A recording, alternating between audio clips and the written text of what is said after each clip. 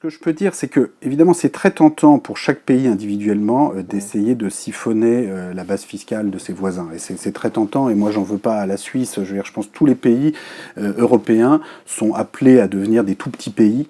Hein, la France et l'Allemagne seront bientôt aussi petits que la Suisse à l'échelle de l'économie monde.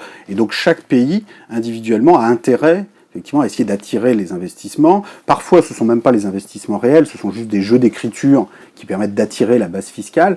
Bon, c'est un jeu très compréhensible pour chaque pays, et le seul problème, évidemment, c'est que si tout le monde fait la même chose, on n'est pas très avancé, parce qu'on se retrouve ensuite à se rattraper sur les contribuables captifs, notamment sur le travail peu qualifié ou moyennement qualifié, notamment sur les petites et moyennes entreprises qui se retrouvent à payer plus que des grandes multinationales qui paient d'impôts nulle part. Bon, on voit bien qu'on ne peut pas faire fonctionner la globalisation de cette façon-là.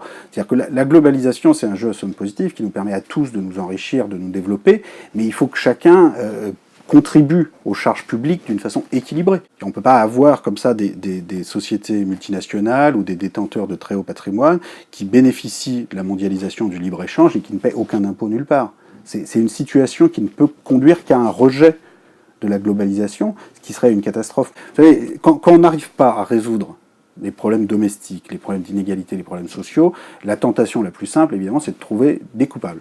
Et les coupables, on peut toujours en trouver. Donc c'est pour ça que je pense qu'on a besoin de beaucoup plus de transparence financière, de façon à essayer de convaincre les opinions publiques que la répartition des efforts est juste.